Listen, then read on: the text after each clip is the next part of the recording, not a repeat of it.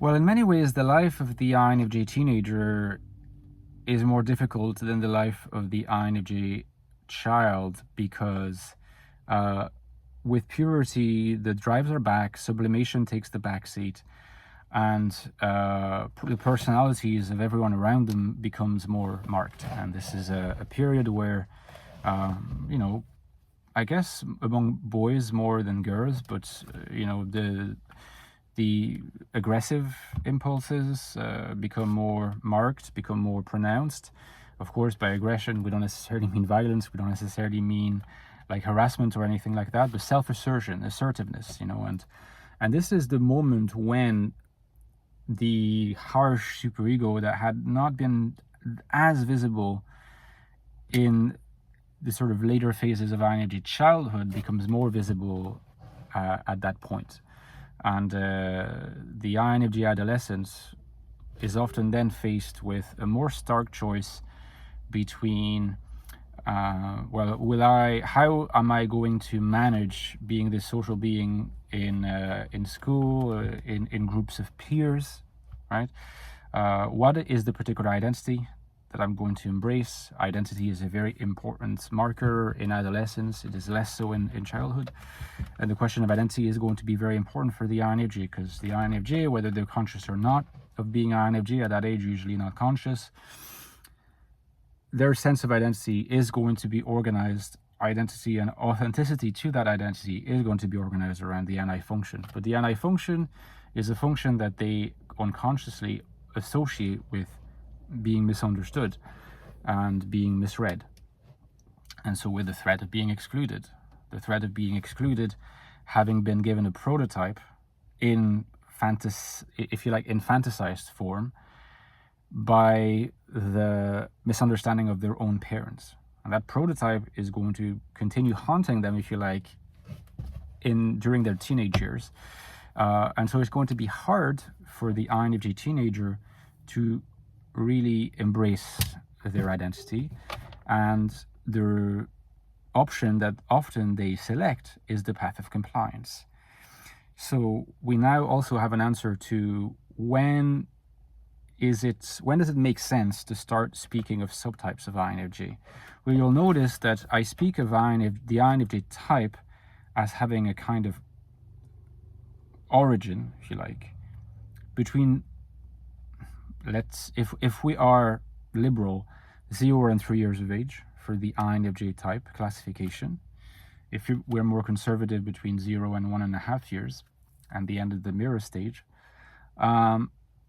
Now, it's not actually relevant at that point in time, to talk about subtypes. Your subtype is manifested during your teenage years. So if you actually if you're lucky enough to have been one of those few INFJs to have been felt understood by your parents, secured in your childhood, well, your security is going to manifest during your teenage years. But if you are part of that majority of INFJs who have not been secured enough, not felt themselves to be, not perceived themselves to be secure enough by their parents, and not understood enough by their parents, you are, an INFJ whose superego is stronger, superego is more demanding, guilt and shame are a little bit more fierce in you. The difficulty associated with embracing your INFJ identity is also going to be more noticeable, more stringent. And so that is the moment when the choice of adaptation, of compliance, and also the choice of solipsism is visible. This is the theater where these choices are made. So this is an important period. It is during your teenage years that you become compliant. It is during your teenage years that you become secure in the strict sense. It is also during your teenage years that you become solipsistic. Whether you become compliant or solipsistic often turns on whether, in the face of all this anxiety regarding identity and regarding the pressure to belong in a peer group, because these are core themes, very pressing themes of any teenager's years, right? Usually the answer as to the choice of what you select is going to be around what is less harsh and less anxiety inducing in your superego. So if you like, what's less anxiety inducing is the group affiliation, the tribe affiliation. It means that the FE side of your superego is less anxiety inducing, and that will tend to make you more compliant. If what's more reassuring is to find yourself inside your own area, inside your own, if you like, realm of ideas, of judgments, of a sense of being somewhat detached from the group because you follow your own call, because you follow your own inner judgments, that's a TI strategy. That's a favoring of TI, and that will tend to make you more solipsistic. It's not that one strategy is better than the other, because you do need the group just as much as you need to have your own inner compass. Complete reliance on your own inner compass is solipsism. Complete or near complete reliance on the group's compass is compliance. Now, as a matter of fact, we even have an explanation as to why compliance is more common. Compliance is more common because in many ways compliance is easier. A teenager really feels an inner pressure to be part of a group. It's the case for most adolescents.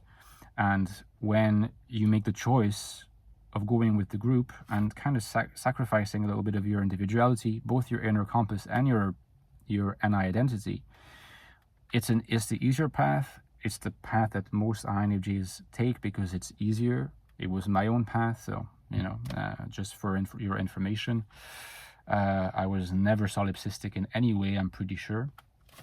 That explains why compliance, if you take like the insecure INFJ subtypes, of the total, like 100% INFJ subtypes that are not secure, in the traditional sense, not including the spinning INFJ, you're probably talking about 70% to 80% compliant and only 20 to 30% solipsistic. Because solipsism means a certain indifference to those typically adolescent pressures. For this reason, I am forwarding and offering you the hypothesis that solipsistic INFJ is more likely found, by no means necessarily, but more likely found in INFJs that have just like personalities that are a bit more detached from reality, like with a probably subpsychotic personality structures, by no means always going into psychotic breaks, but just less of a neurotic structure and more of a subpsychotic structure, where detachment from reality is easier. Okay, so let me know in the comments what you thought, guys, about this chapter, which, as you can see, is very important because it is what marks the beginning of a subtype choice, of a mode of living and relationship to the world for INFJs. If you want to hear more, of course, you know that you have my book, The Infinite Soul, which is linked below. It's the first link and goes into this in great detail. There is also my book, The Ecstatic Soul, on the INFJ mind, which you should get if you haven't, which is the deepest investigation into the INFJ mind. Of course, please consider supporting my channel, guys, on Patreon. I need you more than ever.